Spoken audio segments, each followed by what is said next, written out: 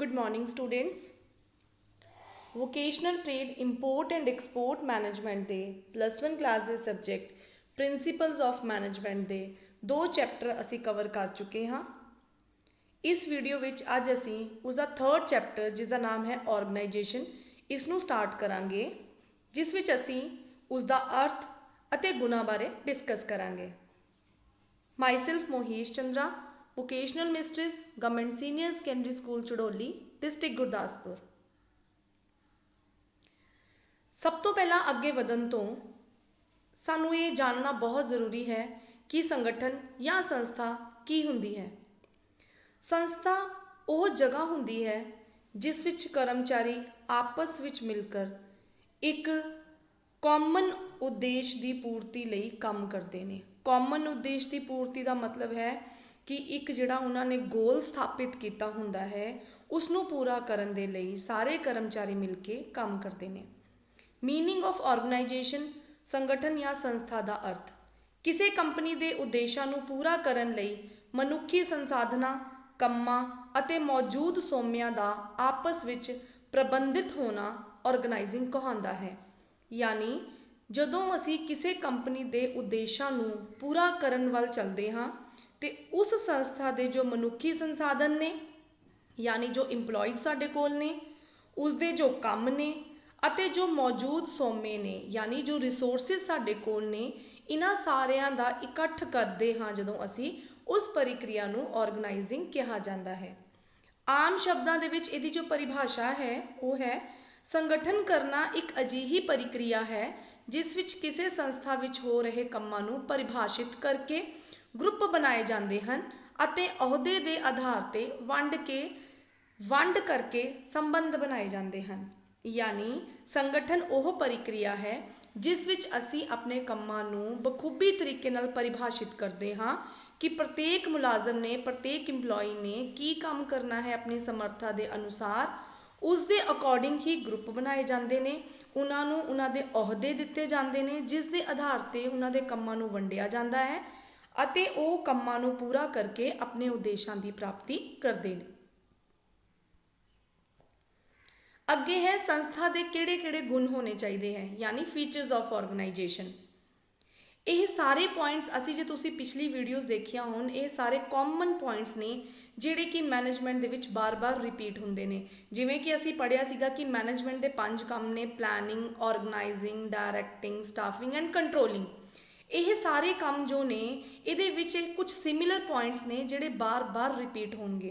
जिवें कि तुसी ऑलरेडी पढ़ चुके हो डिवीजन ऑफ वर्क, काम दी वंड, कॉमन ऑब्जेक्टिव सांझे उद्देश्य, authority and responsibility concept, clearly defined structure यानी स्पष्ट परिभाषित ढांचा, लीडरशिप, टीम वर्क अते कोऑर्डिनेशन। सब तो पहला पॉइंट है फीचर्स ऑफ संस्था का कि संस्था का गुण है जो वो डिवीजन ऑफ वर्क होना चाहिए है, यानी काम नू बराबर तरीके नाल वंड के दिता जाना चाहिए है। ऑर्गेनाइजेशन विच कई तरह के काम किए जाते हैं जो किसी ना किसी उद्देश्य वाल केंद्रित होंदे हैं। ऑर्गेनाइजेशन विच सारे कामां नू सुभाव विच इक्को जिहा होण कारण ग्रुपां विच वंड के हरेक कर्मचारी नू उसदी योग्यता अनुसार काम सौंपिया जाता है, जिस नाल काम विच हरेक कर्मचारी अपनी मुहारत दिखाता है।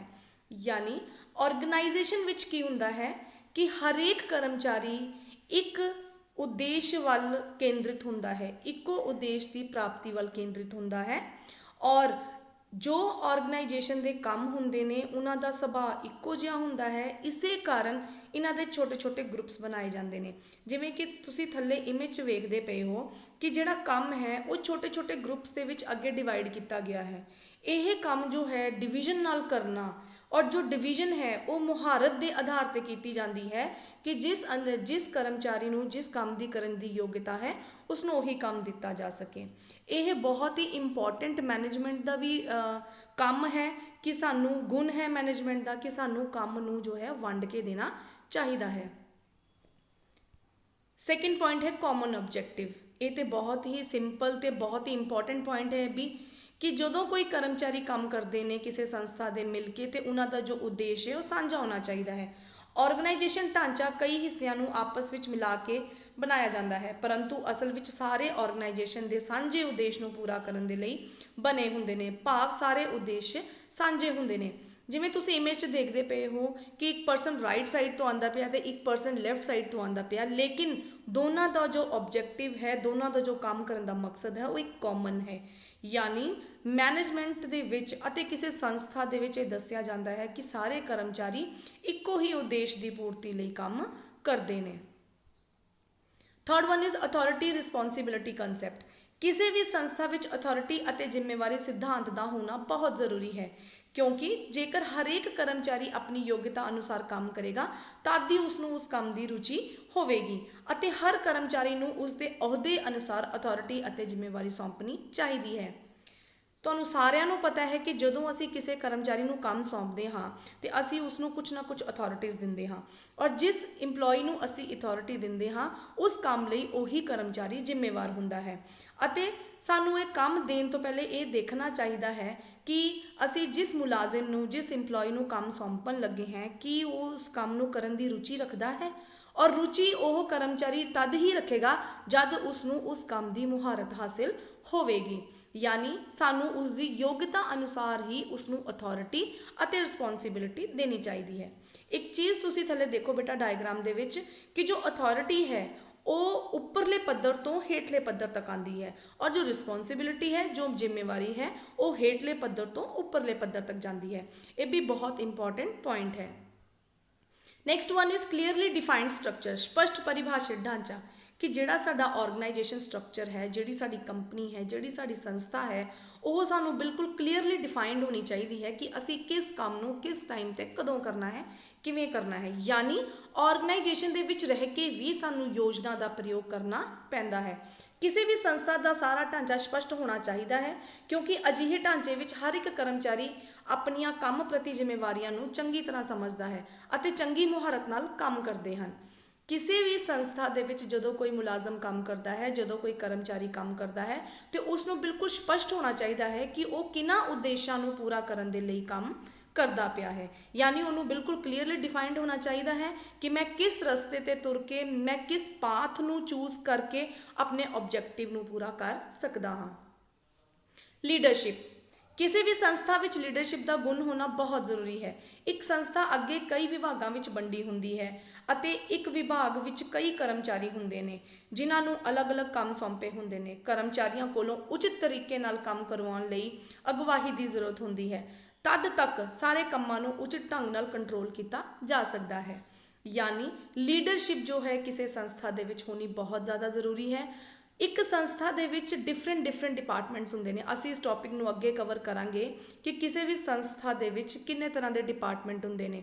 ਜਿਵੇਂ ਕਿ ਫਾਈਨਾਂਸ ਡਿਪਾਰਟਮੈਂਟ ਅਲੱਗ ਹੁੰਦਾ ਹੈ ਜੋ ਪੈਸੇ ਨਾਲ ਡੀਲ ਕਰਦਾ ਹੈ, ਮਾਰਕੀਟਿੰਗ ਡਿਪਾਰਟਮੈਂਟ ਅਲੱਗ ਹੁੰਦਾ ਹੈ, ਐਡਵਰਟਾਈਜ਼ਮੈਂਟ ਡਿਪਾਰਟਮੈਂਟ ਅਲੱਗ ਹੁੰਦਾ ਹੈ, ਪ੍ਰੋਡਕਸ਼ਨ ਡਿਪਾਰਟਮੈਂਟ ਅਲੱਗ ਹੁੰਦਾ ਹੈ, ਫਿਰ ਸਾਡਾ ਟੌਪ ਲੈਵਲ ਮੈਨੇਜਮੈਂਟ ਅਲੱਗ ਹੁੰਦੀ ਹੈ, ਲੋ ਲੈਵਲ ਅਲੱਗ ਹੁੰਦੀ ਹੈ। ਇਹ ਸਾਰਿਆਂ ਡਿਪਾਰਟਮੈਂਟਸ ਦਾ ਜੋ ਹੈ HRM ਡਿਪਾਰਟਮੈਂਟ ਅਲੱਗ ਹੁੰਦਾ ਹੈ।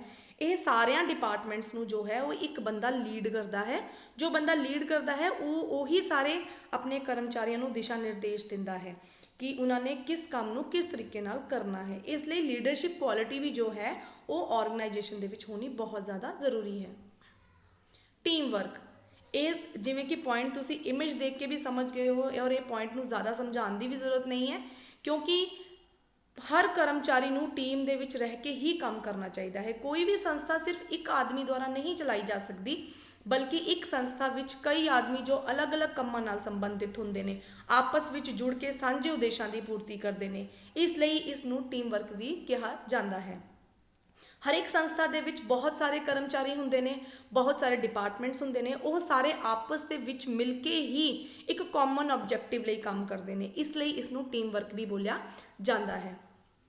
ਲਾਸਟ ਪੁਆਇੰਟ ਹੈ ਕੋਆਰਡੀਨੇਸ਼ਨ। ਕੋਆਰਡੀਨੇਸ਼ਨ ਪੁਆਇੰਟਸ ਤੁਸੀਂ ਪਲੈਨਿੰਗ ਦੇ ਵਿੱਚ ਵੀ ਪੜ੍ਹ ਚੁੱਕੇ ਹੋ, ਕੋਆਰਡੀਨੇਸ਼ਨ ਪੁਆਇੰਟ ਤੁਸੀਂ ਮੈਨੇਜਮੈਂਟ ਦੇ ਵਿੱਚ ਵੀ ਪੜ੍ਹ ਚੁੱਕੇ ਹੋ ਕਿ ਜਦੋਂ ਕਿਸੇ ਸੰਸਥਾ ਦੇ ਕੰਮ ਦੀ ਯੋਜਨਾ ਪਲੈਨਿੰਗ ਕੀਤੀ ਜਾਂਦੀ ਹੈ ਤੇ ਸਾਰੇ ਕੰਮਾਂ ਨੂੰ ਗਰੁੱਪਾਂ ਵਿੱਚ ਵੰਡ ਕੇ ਸਾਰੇ ਗਰੁੱਪਾਂ ਨੂੰ ਆਪਸ ਵਿੱਚ ਸੰਬੰਧ ਸਥਾਪਿਤ ਕਰਕੇ ਹੀ ਕੰਮ ਕਰਵਾਏ ਜਾਂਦੇ ਨੇ, ਜੋ ਉਚਿਤ ਕੋਆਰਡੀਨੇਸ਼ਨ ਦੀ ਮਦਦ ਕਰਦਾ ਹੈ। ਯਾਨੀ ਜਦੋਂ ਅਸੀਂ ਕੰਮਾਂ ਨੂੰ ਗਰੁੱਪਾਂ ਦੇ ਵਿੱਚ ਵੰਡ ਦਿੰਦੇ ਹਾਂ ਤੇ ਉਹ ਸਾਰੇ ਗਰੁੱਪ ਆਪਸ ਦੇ ਵਿੱਚ ਮਿਲ ਕੇ ਕੰਮ ਕਰਦੇ ਨੇ ਤੇ ਉਹਨਾਂ ਨੂੰ ਕੋਆਰਡੀਨੇਸ਼ਨ ਬੋਲਿਆ ਜਾਂਦਾ ਹੈ। ਜਿਵੇਂ ਕਿ ਤੁਸੀਂ ਇਮੇਜ ਥੱਲੇ ਅਗਰ ਧਿਆਨ ਨਾਲ ਦੇਖੋ ਤੇ ਅਗਰ ਅਸੀਂ ਸਾਰੀ ਫਿੰਗਰਸ ਨੂੰ ਜੁਆਇੰਟ ਕਰਕੇ ਕੰਮ ਕਰਾਂਗੇ ਤੇ ਸਾਡਾ ਜਿਹੜਾ ਕੰਮ ਹੈ, ਫਿੰਗਰਸ ਜੁਆਇੰਟ ਹੋਣ ਦਾ ਮਤਲਬ ਹੈ ਕਿ ਸਾਰੇ ਜਿਹੜੇ ਹੈ ਉਹ ਇੱਕ ਕਾਮਨ ਆਬਜੈਕਟਿਵ ਵੱਲ ਹੀ ਆਪਣੀ ਨਜ਼ਰ ਨੂੰ ਦੇਖਦੇ ਨੇ ਔਰ ਸਾਨੂੰ ਇਸੇ ਕੋਆਰਡੀਨੇਸ਼ਨਲ ਕੰਮ ਨੂੰ ਕਰਕੇ ਆਪਣੇ ਆਬਜੈਕਟਿਵਸ ਨੂੰ ਈਜ਼ੀਲੀ ਅਸੀਂ ਉਹਨੂੰ ਪੂਰਾ ਕਰ ਸਕਦੇ ਹਾਂ। ਇਹ ਸਾਰੇ ਪੁਆਇੰਟ ਸੀਗੇ ਆਰਗੇਨਾਈਜੇਸ਼ਨ ਦਾ ਅਰਥ, ਉਹਦੀ ਪਰਿਭਾਸ਼ਾ ਅਤੇ ਉਸਦੇ ਗੁਣਾਂ ਦੇ ਬਾਰੇ। ਤੁਹਾਨੂੰ ਇਹ ਵੀਡੀਓ ਪਸੰਦ ਆਈ ਹੋਏਗੀ ਤੇ ਮੈਂ ਉਮੀਦ ਕਰਦੀ ਹਾਂ ਕਿ ਤੁਸੀਂ ਇਹਨਾਂ ਸਾਰੇ ਪੁਆਇੰਟਸ ਨੂੰ ਦੁਬਾਰਾ ਦੇਖੋਗੇ, ਬਹੁਤ ਹੀ ਵਧੀਆ ਤਰੀਕੇ ਨਾਲ ਸਮਝੋਗੇ। ਨੈਕਸਟ ਵੀਡੀਓ ਦੇ ਵਿੱਚ ਅਸੀਂ ਆਪਣਾ formal and informal organisation discuss ਕਰਾਂਗੇ, ਜਿਸ ਨੂੰ ਪੰਜਾਬੀ ਦੇ ਵਿੱਚ ਰਸਮੀ ਅਤੇ ਗੈਰ ਰਸਮੀ ਸੰਸਥਾ ਬੋਲਿਆ ਜਾਂਦਾ ਹੈ। ਮੈਂ ਉਮੀਦ ਕਰਦੀ ਹਾਂ ਕਿ ਤੁਹਾਨੂੰ ਇਹ ਵੀਡੀਓ ਪਸੰਦ ਆਈ ਹੋਏਗੀ ਤੇ ਪਲੀਜ਼ ਇਹਨੂੰ ਲਾਈਕ ਐਂਡ ਸ਼ੇਅਰ ਜ਼ਰੂਰ ਕਰ ਦਿਓ। Thank you so much for watching this video.